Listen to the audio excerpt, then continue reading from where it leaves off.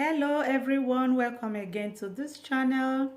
In case today is your first time of clicking to this channel, I so much appreciate that. I say thank you very much, and if you have not subscribed, please consider to do so by hitting that red button below that says subscribe. By the side there's a little bell, please try to turn it on. The essence of that bell is for you to get notified or update each time I upload a new video, so you will be the first to check it out. And if you have done that, may Almighty God bless you abundantly. And to my returning subscribers, I thank you so much for always coming by to watch my video. Each time I upload a new video, you click it to watch it. I say may Almighty God bless you and grant you all your heart desire. In this my channel, I'll be bringing a lot of stories, different types of videos, different types of story, like celebrity videos, stories, and government or tips, and also how to make your hair at home.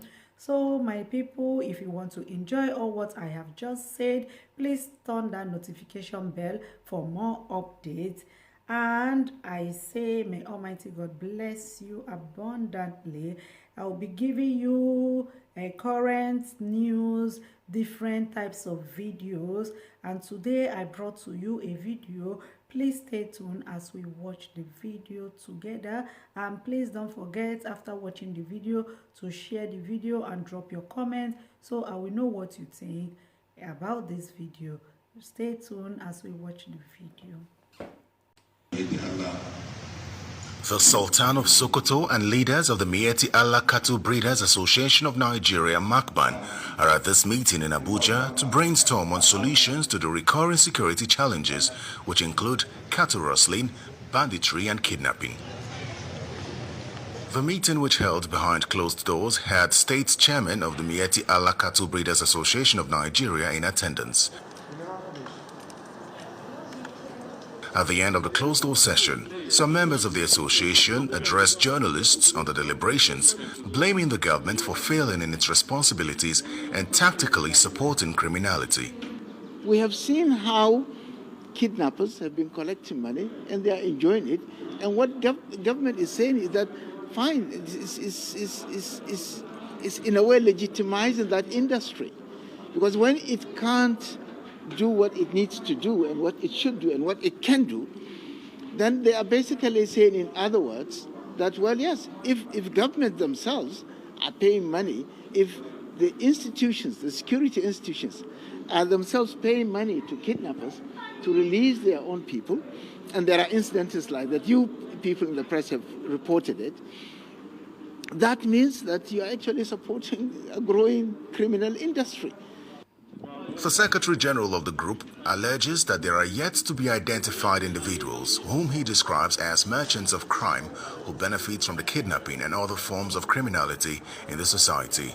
So many times when they were caught, you see when they were interviewed, they will tell you 10 million have been taken from as a ransom, but out of that 10 million, if you ask them how much was given to you, they will tell you either 20, 50,000 at most. So this goes to show you that there are some big merchants behind this racket here.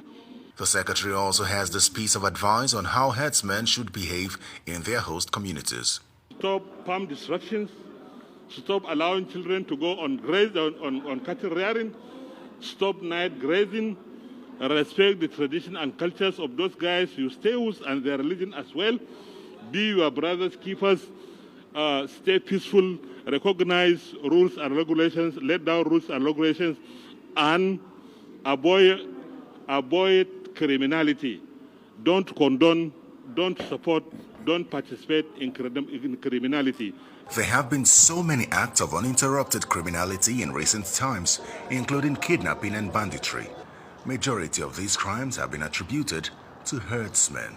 Abundantly clear that this association is open to working with various governments against all forms of criminality, because we don't represent criminals, we don't support criminals, we don't condone any form of criminality. Governor Seyi Makinde of Oyo State and his counterpart from Jigawa share their thoughts on the herdsman crisis with the gathering. We will continue to promote good neighborliness amongst our people, and we will ensure that we go after the criminals, all of us together. Both Fulanis, the governments and the security agencies agree on one thing, that they will not tolerate criminality in any form or shape. For Governor Rotimi Akeredolu of Ondo State, the meeting affords him the chance to put the record straight on the directive to herdsmen in the state. They are using our forest reserves as the area of coordination. So anybody who is there illegally has 7 days to vacate the place. And that, and I spoke and said, look, even our farmers will register them. Was that not what I said? And that anybody who wants to now use that place will have to be registered. After all said and done, Governor Kayode Fayemi of Ekiti State presents the resolutions arrived at from the meeting. Henceforth, night grazing should be banned.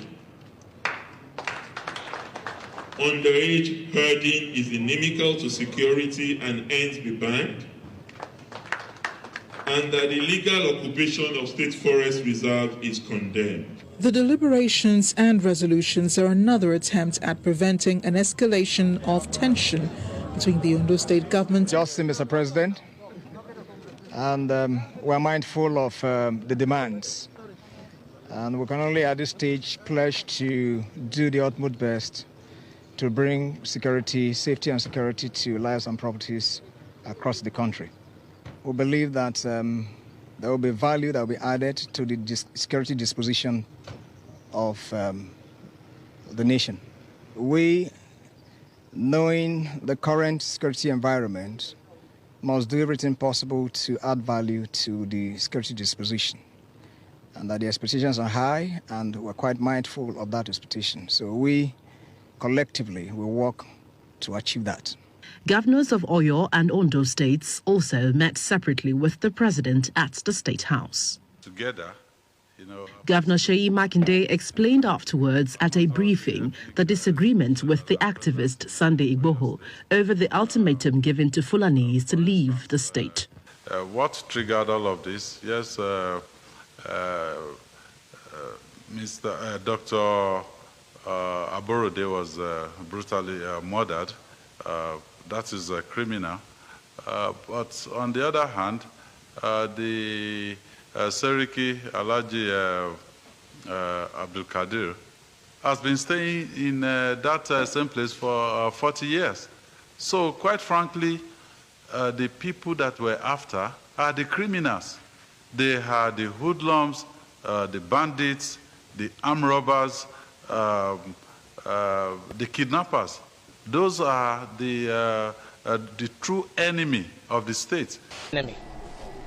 Because it looks nice for me to stand here before you. You needed to see me when I got rescued. I was manhandled, I was ruffled, I was tortured. Name it. It's horrible where this country is driving at. It's horrible because these gentlemen shot for like 1 hour on the road until policemen arrived and they ran away. And they took us inside the bush from Thursday to this morning. And well, I want to use the opportunity to appreciate the police, because the pressure they gave them led into them letting us go. Because if there was no pressure, they would have had a field day. Why am I saying this? Because when we were held there, we were put in a swamp. We slept in a swamp with all manner of insects and reptiles. And they were moving us, we moved like 30 kilometers inside the jungle where nobody has treaded upon. They were comfortable there. They had very dangerous firepower. Ammunitions, name it. They had sacks and sacks of live ammunitions. But the moment we saw police helicopter that descended very low right above our heads, the criminals, the kidnappers, took to their heels and hit at some point, and they started being erratic. they knew that some people were on their trail. I also want to use this vein as well to appreciate the local vigilante group or hunters. They were always coming out there to nose around. We used to see them, but they couldn't. There are some areas they couldn't get to because they thought there was no human being there. But that is where we were. Who abducted you? Are they herdsmen?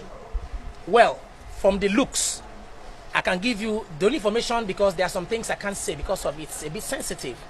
Because the police are on the matter now, or is on the matter, but there are some sensitive areas I can't touch for sake of not destroying evidence or investigation or impeding it. Okay. From the language they spoke, they are pure Fulani herdsmen. No doubt about it. No doubt about it. I wouldn't want to go further, but I'll leave it at that. Did they tell you why you were abducted? They don't know me. I don't know them. I was in a bus. I was in a car going to Lagos. They were, in fact, they told us they had no business with us. But the car they were shooting at drove away. They riddled the car with bullets. But the guy managed to go with 2 tires, and they turned back and descended on us. They picked us randomly. We never knew them from Adams. They just said their bullets will not go to waste. They needed somebody to pay for the bullets, and they took us. Are you aware if your family member paid ransom at any point? I can't go there. Why are you giving food? And what kind of food are you giving? You don't expect them to give you food, would you? What would you be doing with the food? Did they offer you? How can they offer you food, brother? You are in a dilemma. You are between the devil and the deep blue sea. You are looking for food. No, not food. What if the food is poisoned? You don't do. You can't do that, bros. Your name again. My name is Chiemela James Yoronha. My father is the late Green Gory James Yoronha, okay? What do you do